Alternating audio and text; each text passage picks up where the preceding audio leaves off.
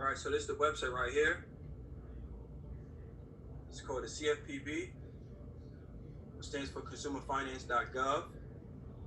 So what you're going to do is you're going to scroll down, and it says submit a complaint.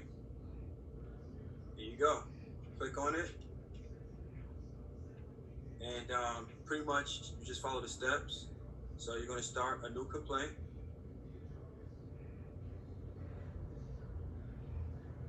You know, if you want to read it, blah, blah, blah. Page is loading.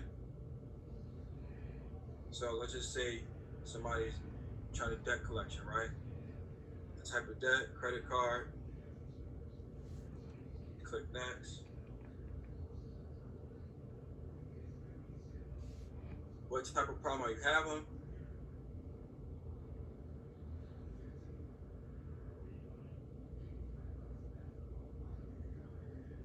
You pick whichever one that applies to you. Most, if not all of them, is going to be this one. So it says, what cell phone number is the debt collector calling? This is optional. You don't have to do it. First, describe your problem. Use obscene, profound, other abusive language. This is the codes right here. That's abusive language when they're calling you, asking you to attempt to collect the debt. Have you tried to fix the problem already? You can just say yes if you did, no if you didn't, or you can just say yes anyway. Describe what happened.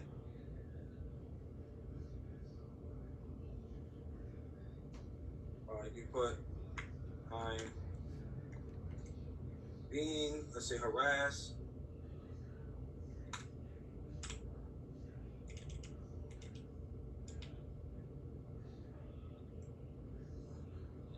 Dot. There we go, right there.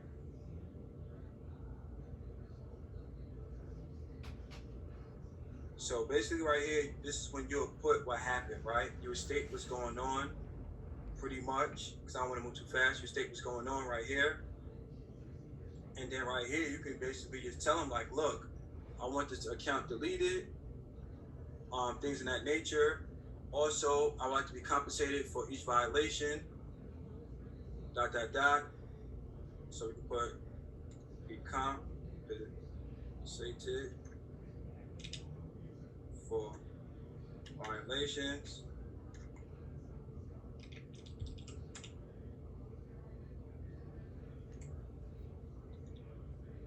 And then this is when you attach your affidavit. This would be all your proof. So this would be like you already reaching out to them, things in that nature. You guys catch my drift. And literally, it's simplified. And we're going to get to the last couple of steps. Collection company that contact you. You just say capital one. Let's see.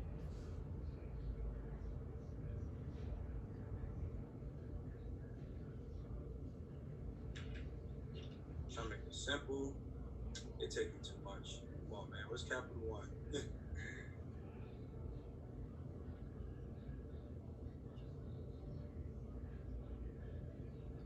We need information to help you find this company in the system, responding plate. So you can put an account number or social. So you can put your social. You can put 1, 2, 3, 4. Right? Is this company where this debt come from? Is the company where this debt came from different than you can put? You got to answer truthfully. So if it's a debt collector, in most cases, you're gonna put no, because they're gonna reach out to somebody else to collect on their behalf.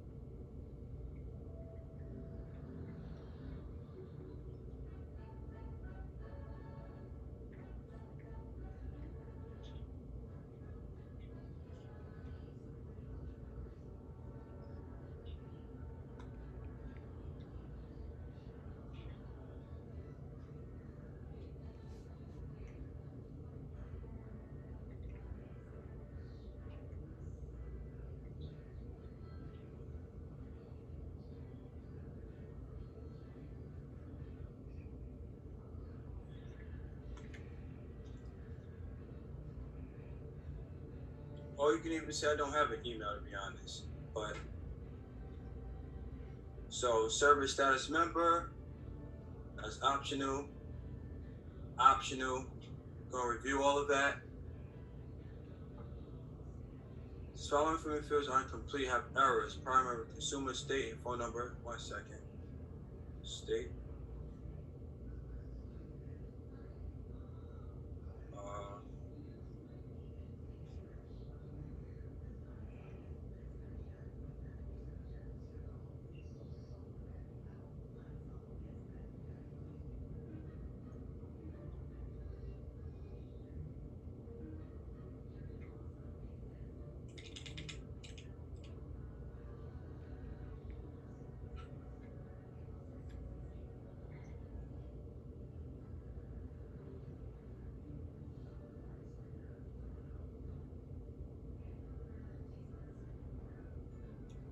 Okay, so you review it. You go over everything. And this is how you would basically do a dispute. So now you have a copy for yourself, which you will get a copy of. You will send it to actual CFPB themselves, and you will send it also to the company. So basically, you want to do it in 2s and 3s, so to speak. You want to have a copy that you send to the company you're disputing with to let them know that you mean business, and you want to send a copy to the actual people themselves, to CFPB. Right? You'll click this right here. And then this is how you will file your complaint. And that's how you do a very simple but detailed CFPB dispute.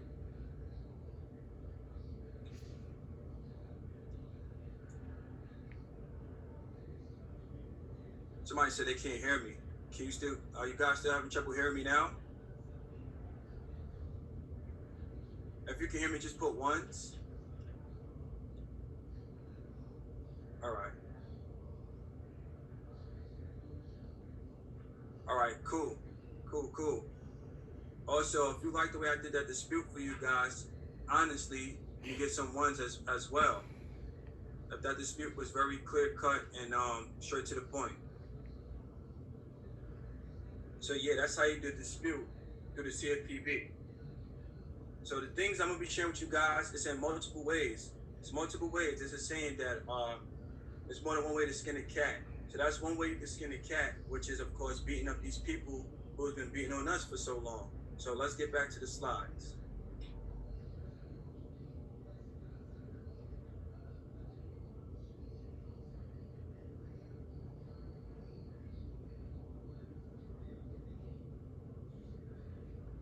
Hey. Hey. Wait for a second. How do I maximize this?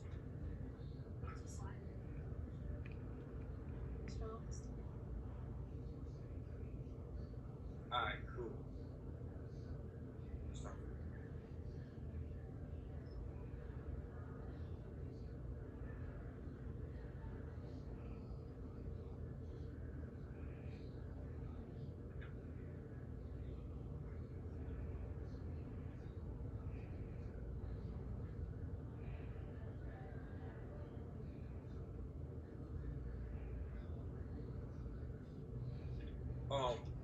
I want to go back and tell you more about the cars for a second.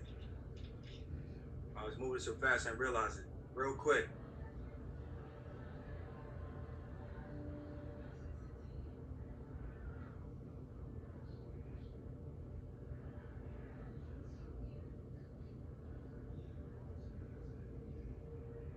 Okay, so about that car play, you have 30 days before you get your next report every calendar month. So let's just say you go to a dealership, let's just say September 1st, right? On September 1st is the first day you basically got your first car. You got 30 more days after that, minimum, for your car loan to report. So if you got 30 days for your first car loan to report, last time I checked, there's no rules or laws stating that you can't go apply for multiple cars.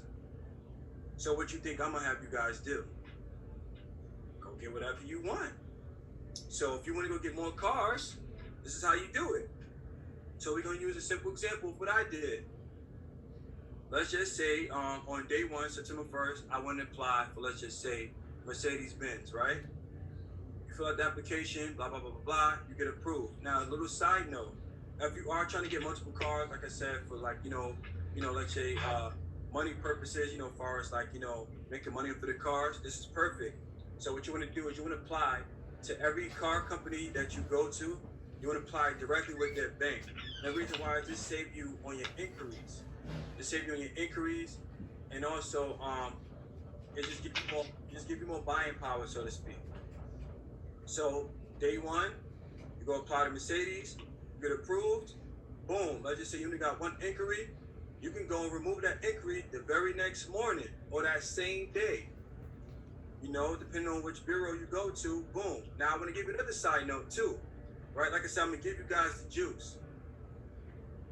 You can go to these dealerships and you can freeze your report, your actual credit report. That's what I did. I literally went there with like one, if not two reports open. And basically I told them that this is my strongest report. I do not want to, give out my credit because I was told to by the bureaus to keep it frozen unless I'm making a transaction. So I'm making a transaction with you guys today. So I'm only going to just use this report. You can tell that you was a victim of identity theft, or you don't want to be a victim of identity theft, so you was told to keep your report froze at all times. They're going to say, all right, well, we do have lenders through, Equifax, Experian, TransUnion. So being that you only want to use your Equifax, we'll look for a lender, right? And then pretty much that's how you save yourself getting banged all crazy on all three of your reports, right? So yeah, that's how you do that play. Secondly, like I said, do the same thing the next day. So the whole purpose is rinse and repeat. So you can call and do the over the phone disputes to remove your inquiries. You want to basically, like I said before, you want to apply to these cars dealerships directly with their bank and get as many cars as you want and will. And always remember to stay in honor. Don't argue with them either. Please don't argue with them.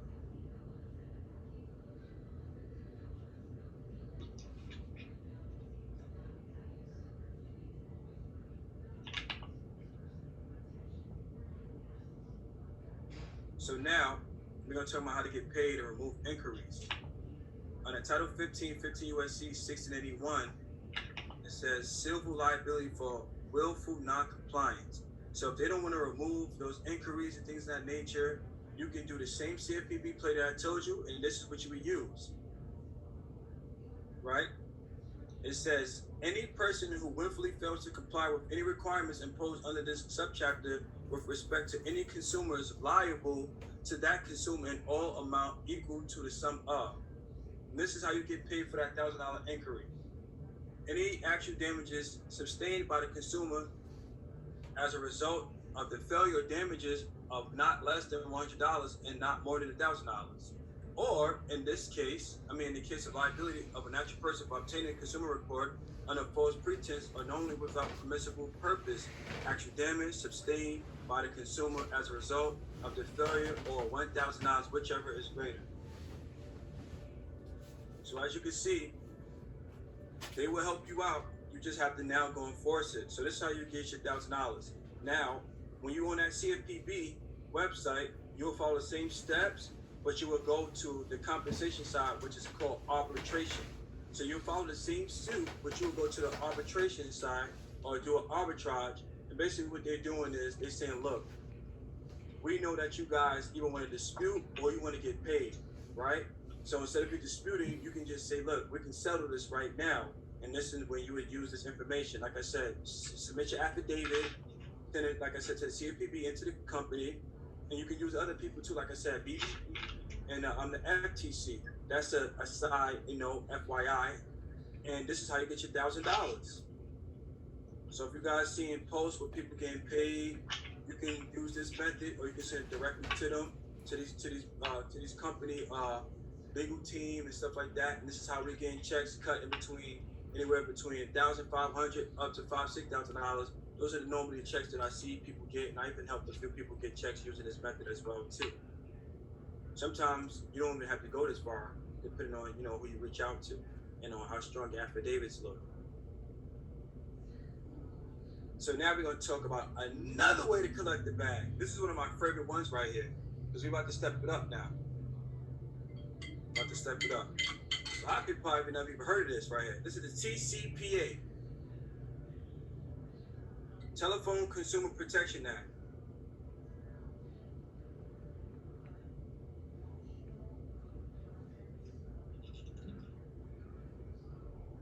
One second.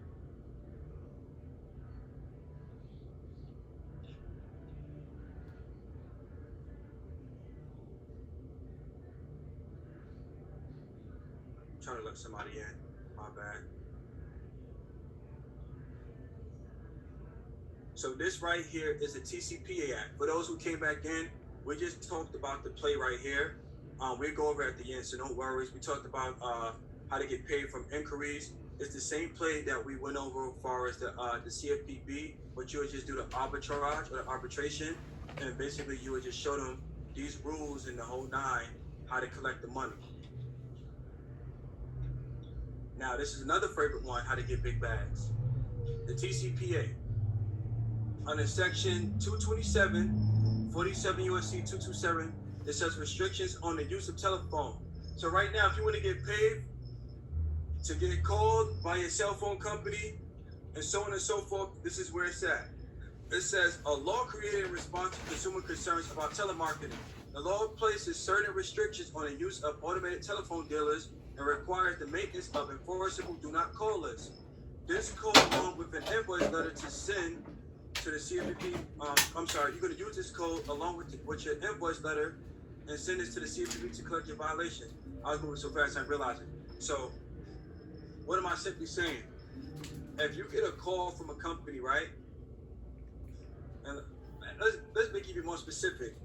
If you had a debt collector calling you, you can use this right here.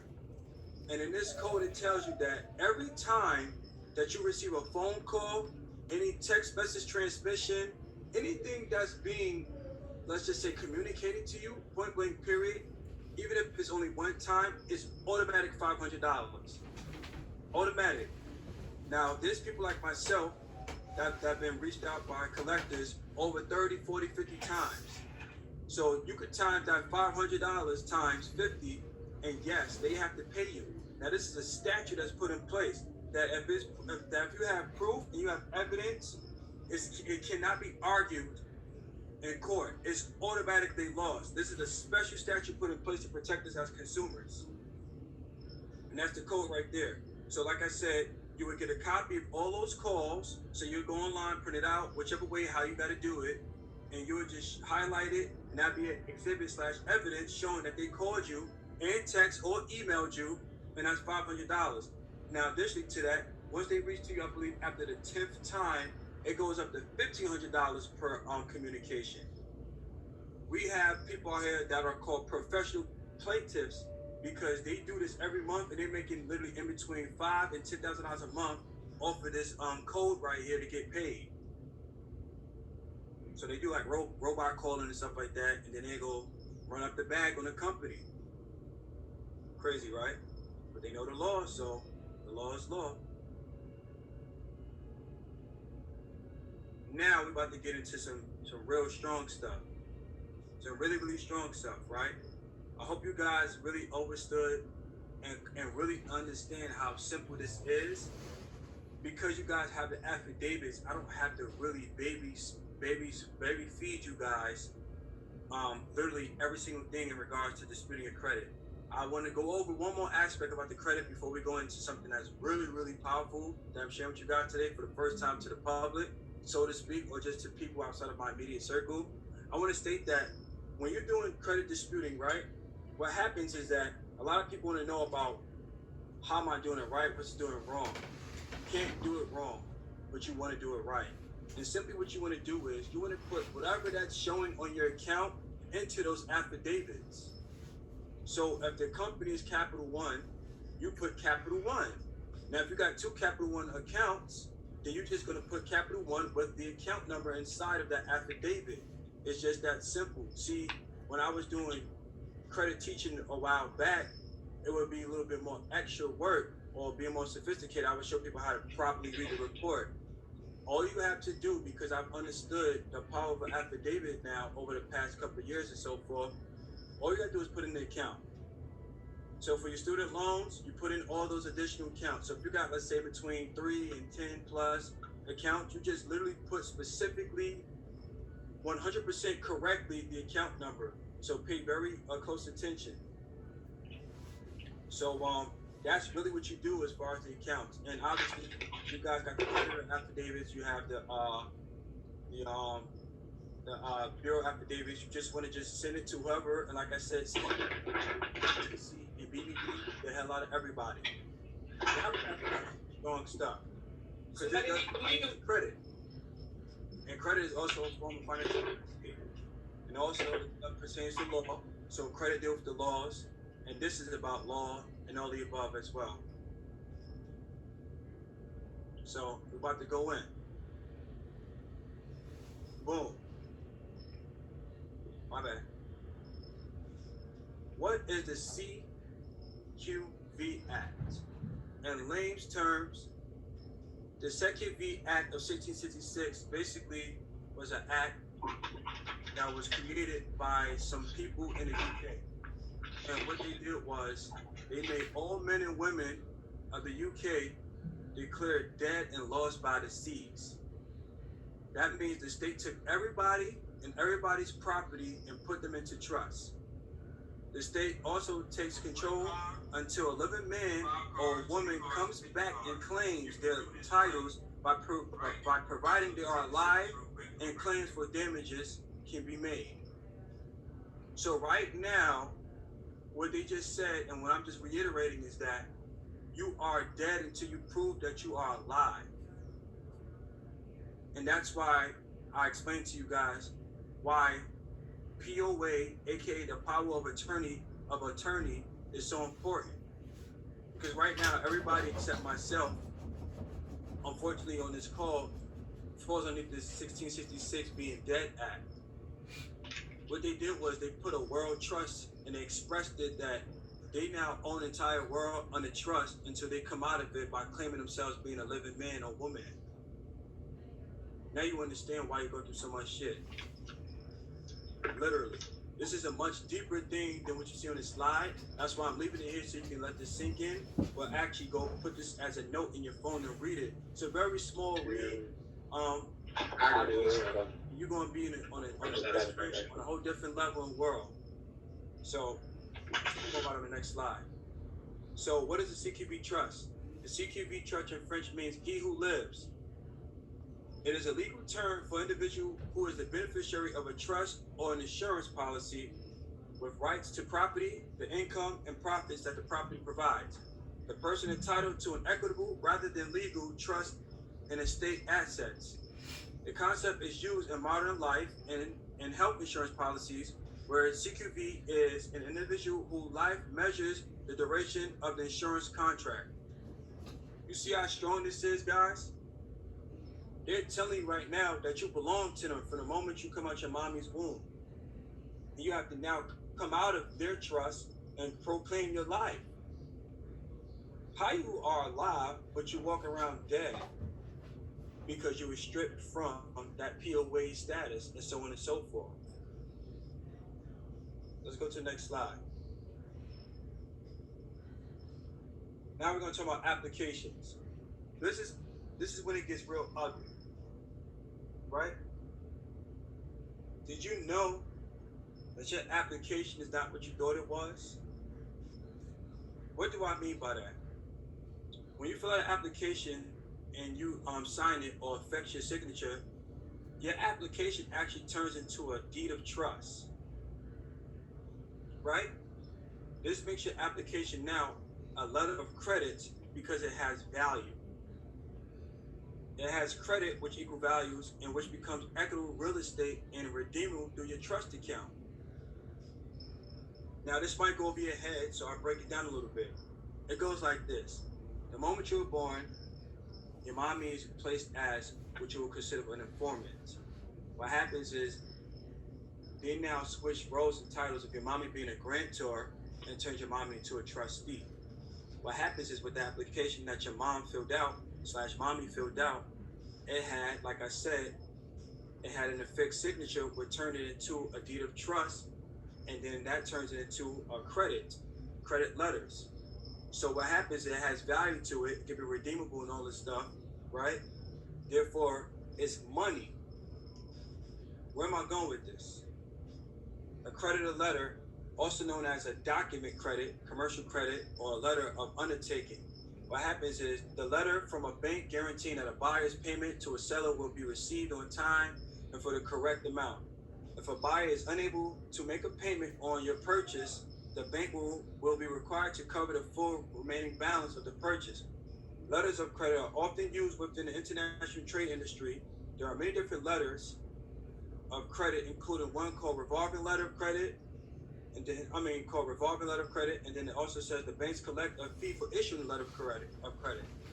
So what I'm saying is this: when you gave that signature, right, you gave up also your POA, and now they went and became basically the beneficiary on your behalf, or the grantor, and they now took your money from that application, because like I said before, it has value in it. So this is another advanced thing that I'm gonna tap in real quick with you guys. You have something called master account. I personally help people pull up their master account, and when I say I'm not bullshitting you, when we got their master account, they got back damn near encyclopedia thick worth of papers from these bureaus, because these companies opened up literally hundreds of accounts on their behalf off of that one account / application, because your application has value into it. It shows you right here that they're trading your applications. Why do you think they want you to do applications all day with these companies?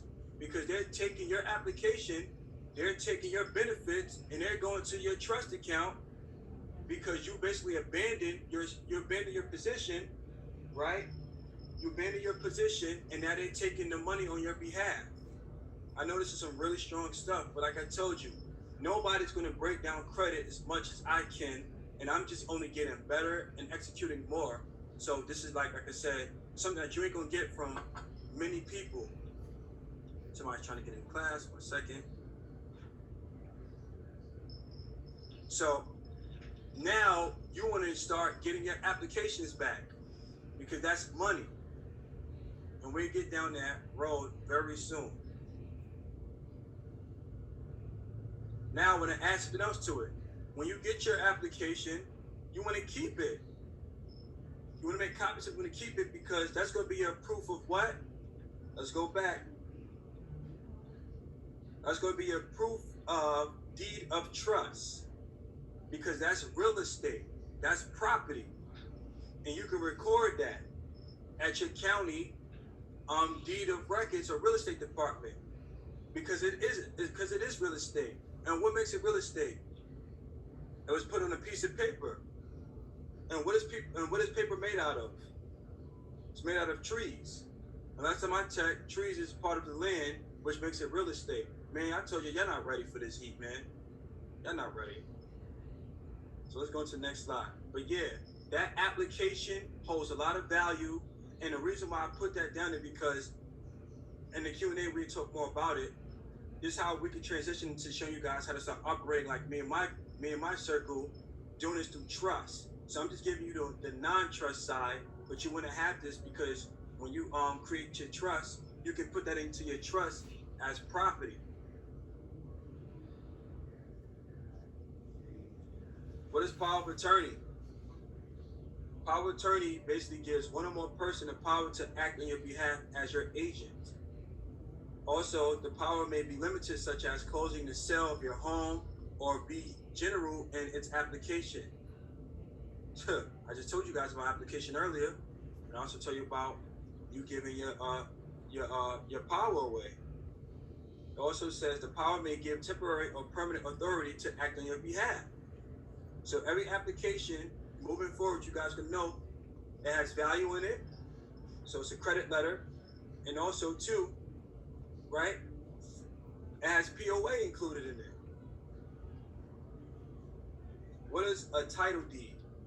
In common law, a deed is any legal instrument in writing which passes, affirms, or confirms an interest, right, or property, and that is signed, attached, delivered, and in some jurisdictions sealed.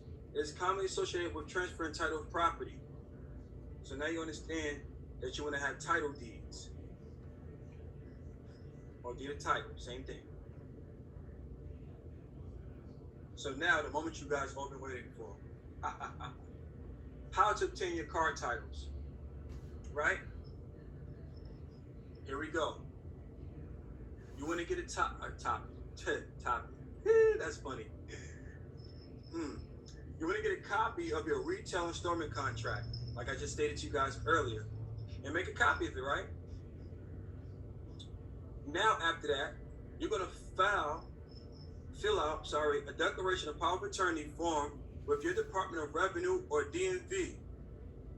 Now, what did I explain to you guys earlier? You got multiple people in on this play. The dealership is a POA. Then what they do, they register your car. Don't you know when you register something pursuant to the Black's Law Dictionary and one of the legal definitions, register means to give ownership over to? For a prime example, back in the days when we went to school, right, we used to enroll. Now, for those who are like over a certain age, you can remember you always enrolled into school. And what happens is when you enroll into school, when it's time for those credits to come back and get your transcripts, they would have to give it to you 100% with no problem, even if you owe or whatever the stipulations may be. They would give you basically whatever you inquired back because you wasn't basically a proper person, aka propria persona. What happened? They changed the game. They make you now register for class. Now, let's just say you owe money, and because you registered, this is now the new school, you gotta pay. So let's just say if you owe money and things of that nature, what happens? They won't give you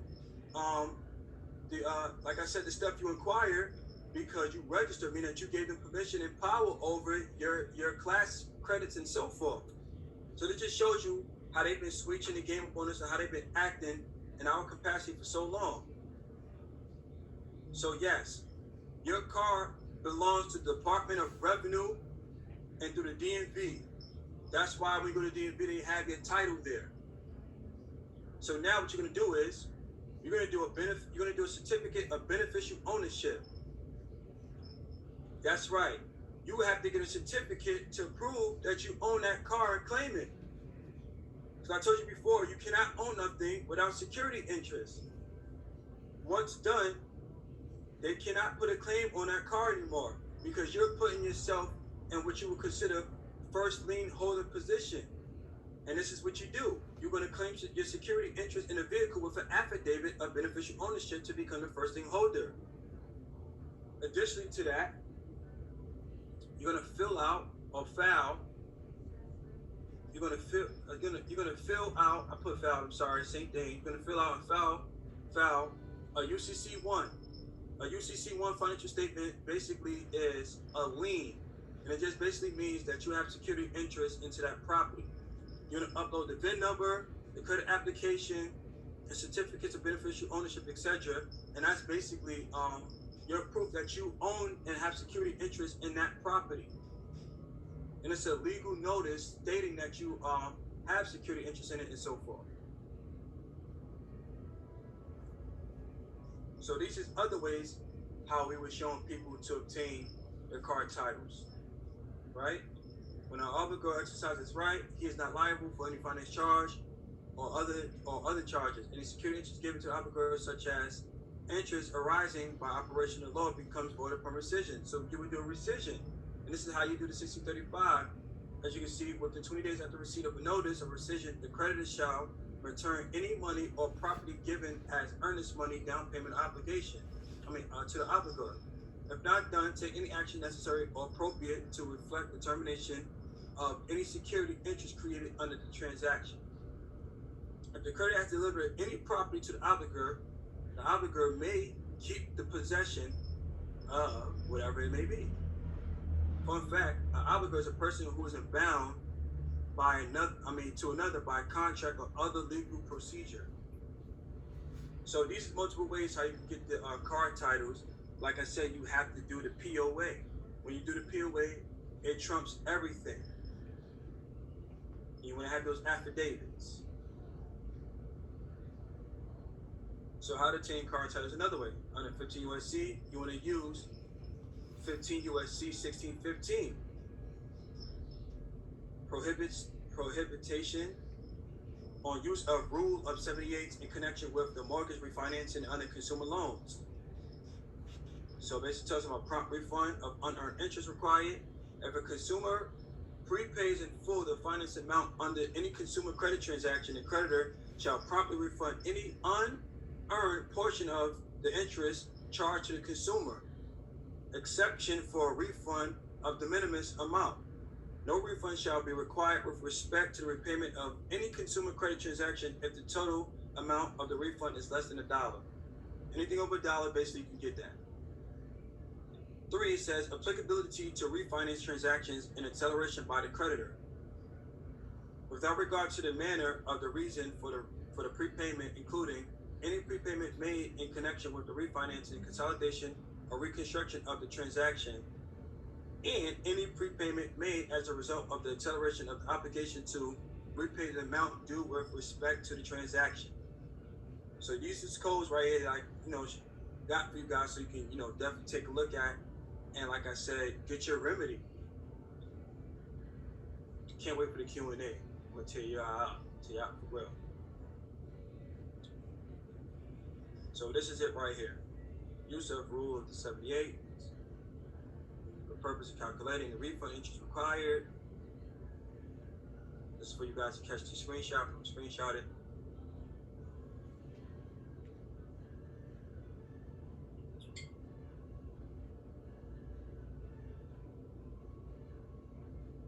So, certificate of beneficial ownership. What is a certificate of beneficial ownership? Under the ownership prong, a beneficial owner is each individual, if any, who directly or indirectly, through any contract, agreement, understanding, relationship, or otherwise, owns 25% or more of the equity interest of a legal entity customer. So obviously, when you extended your credit, that means that you have 100% interest in that contract. So once you create a certificate of beneficial ownership, you now have proof that you are the owner.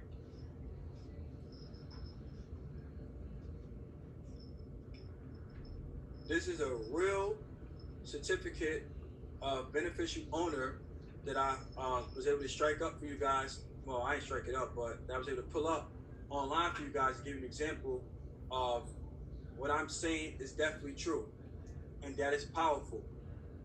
So I know what I'm talking about, because they took one out on you guys and they have it on their website. So if they can do it, why can't you? You are the original creditor, so you go run your bag and get your stuff back. You reclaim your position and be first and not be last. So this right here is an example of a certificate of beneficial ownership, and yeah, go claim your property back. And as you can see right here, it said 25% or more of the equity interest of this legal entity for a customer. So it's the same information I pulled up that they have it in here as well. It comes with like 2 other pages, but you guys get it. Like this right here is, clear as day. So yeah, man, I'm pretty sure this is stuff that you guys probably never heard of and how to apply it, but now you guys have it. So these are the pages, like I said, that comes along with it. Go back and claim your property.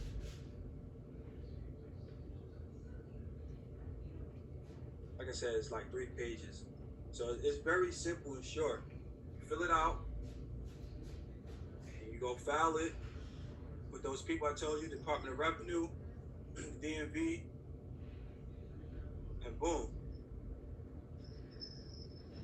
So I know some of you guys probably was going to ask, so I did it for you.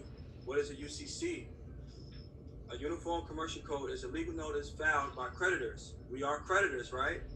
As a way to publicly declare their rights to potentially obtain the personal properties of debtors who default on business loans they extend. In other words, this is how you can go get your shit back. This is an example of a UCC financial statement.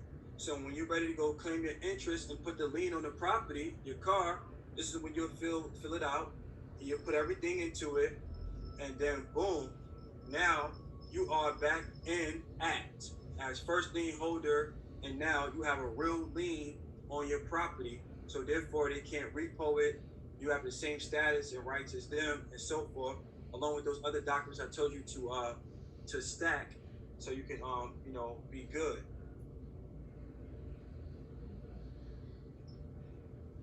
And this is the instructions to tell you to fill it out. What is an affidavit? It's a written or printed declaration or statement of facts made voluntarily and confirmed by the oath or affirmation of the party making it. Types of affidavits is affidavit of citizenship, affidavits of death, death estates, affidavit of heirships, identity, name change, residence, service, small, divorce, support, and so forth. You also have affidavit of truths. You got all types of affidavits. Obviously, when you're dealing with consumers and protections and disputing, you want to use an affidavit of truth. Basically, it's an individual who declares that he is a natural person and no legal authority, state, federal, and or municipal governments over him, right? And you state in it that you are the master power of attorney. In fact, this affidavit does not recognize statutory law created by legislator, but only constitutional law. So it tells you basically if you come under God's law and law of the land, you're going to always supersede any statute. So when you're driving or / traveling in conveyances, or if you go somewhere and they talk about the statutes or codes, you hit them with this right here, letting them know that you're giving them ecclesiastical and constitutional law / common law with an affidavit of truth, and you're going to beat them down every day because the affidavit is unrebuttable. And if they don't rebut, they go acquiescence, and then you win.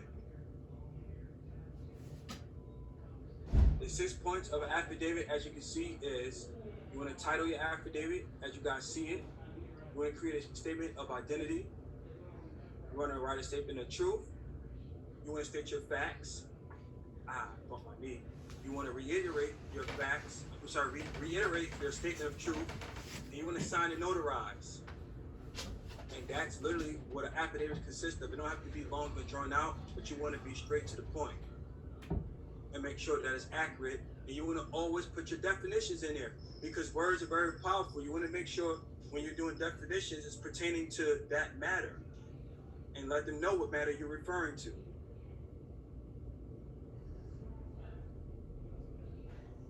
And this is an example. Affidavit, effective United States of America. You don't want to be in the U.S., so we're just saying on the behalf of the United States of America, right? This is the affidavit for them, or through them. Put all your information in. Give them the blah, blah, blah, blah right here. Keep it sweet and simple if you need to, right? And then at the bottom, jure at it, sign it, boom.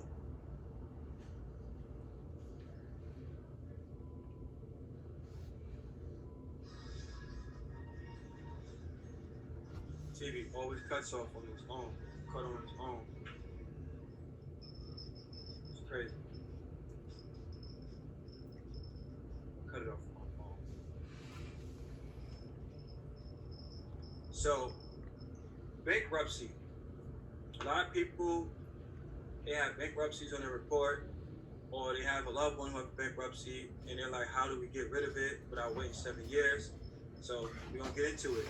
What is bankruptcy? It's a legal proceeding involving a person or business that is unable to repay their outstanding debts. It begins with a petition filed by a debtor, on most cases on behalf of the creditor. It also allows you to start fresh, but you can stay on your own, but it can stay on your report for a number of years.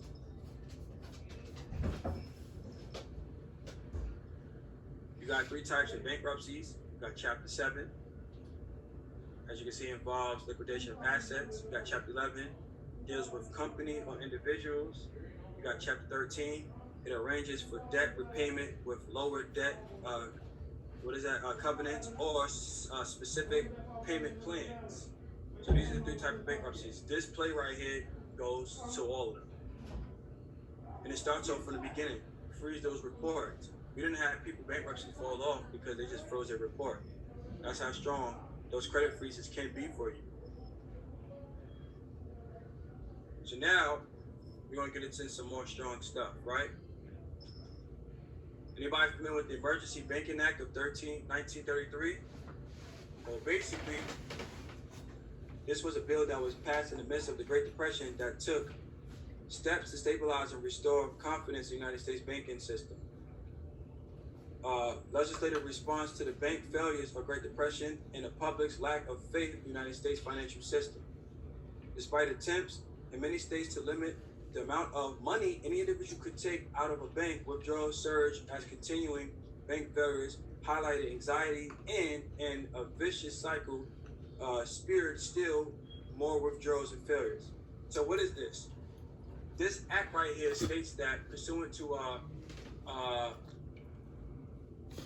can't remember the code, but basically it states that there is no money right now in America, and you're not obligated to pay any debt. So when they create this act, that basically took you out of the capacity of needing to pay with any real money, because there is no real money, but the only real money that you can make a payment with is silver and gold. So if you pull up this act, which is underneath, I think 20 USC 10, I can't remember it, I have to get it, but basically, this would put you basically into credits. This is how you started doing credits. Then they started issuing out the birth certificates, stuff like that. So everything is about credit, guys. Remember this Bankruptcy Act, because this is your remedy. You can put this in your affidavits and go get your bag or your remedy. What is a trust? A trust is regarded as a legal entity over equitable or beneficial right or title to land or other property held for the beneficiary by another person who resides, the legal title or ownership recognized or enforced by courts of chancery. The common owned trust is revocable or irrevocable. They're both separate. So you got revocable and or irrevocable. You have a living trust, which is like my favorite one, and like my top favorite one is ecclesiastical.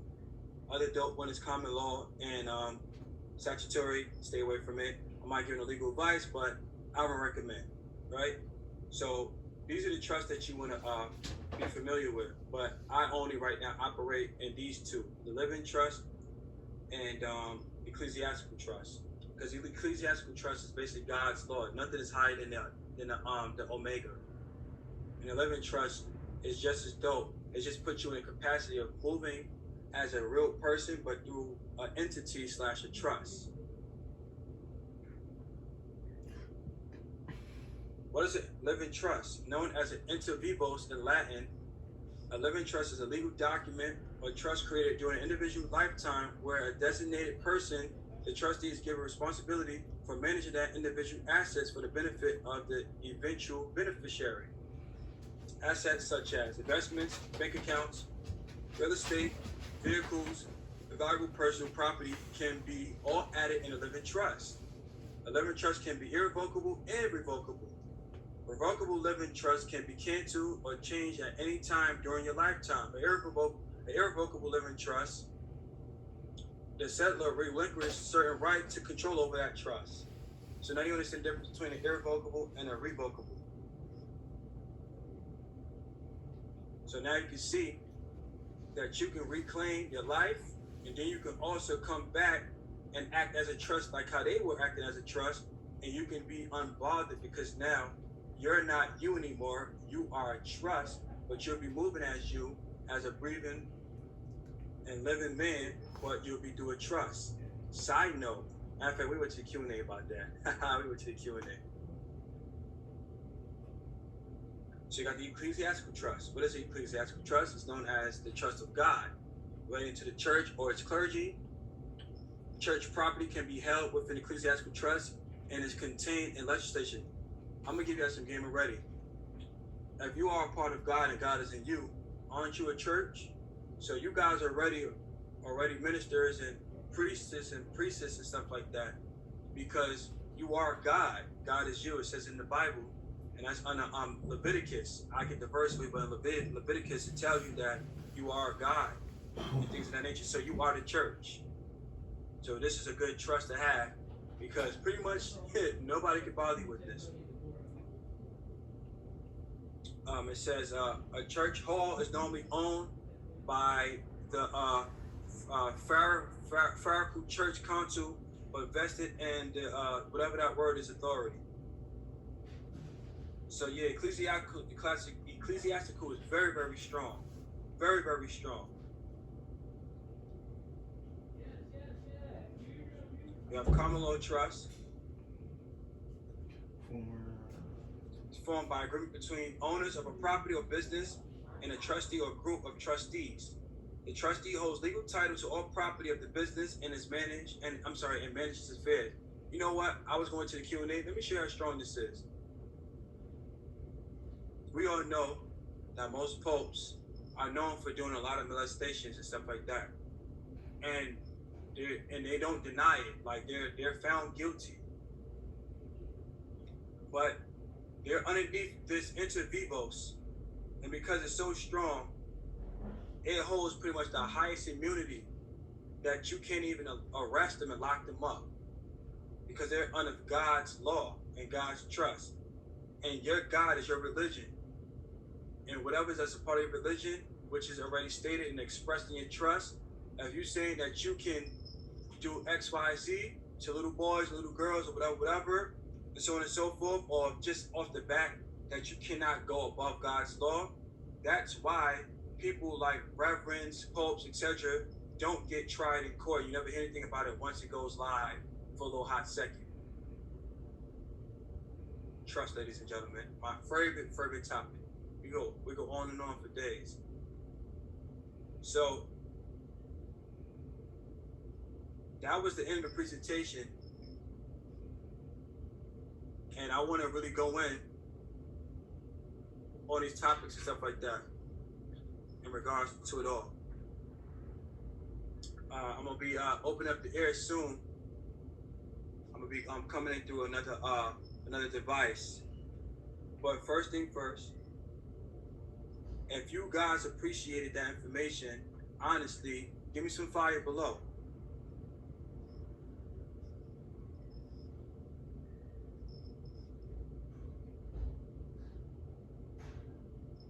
Appreciate it. It's way more advanced, but I want to give you guys literally some strong but very applicable tactics and information immediately, right out the way.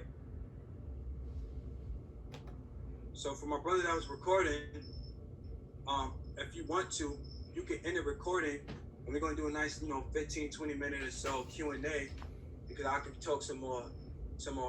Recording stopped. It really got to really let you know like how real this thing is. So brother, my boy, brother Sereno, I always get your name wrong, man.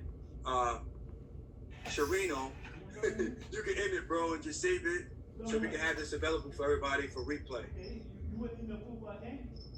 So what we're gonna do is we're gonna open up the air for those who got questions. Please raise your hand first, and I'm gonna bring you guys in, one at a time, and we're gonna go in. I'm gonna light your ass up with this Q&A.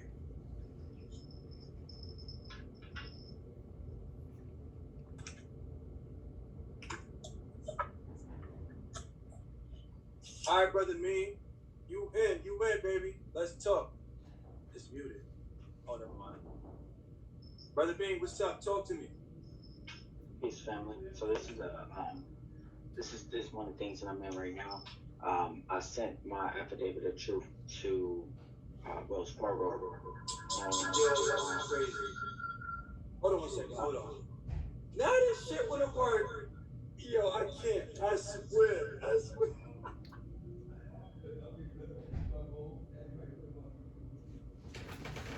Alright, talk me. Talk me. Oh, that's crazy. Wait, I'm about to get this work now.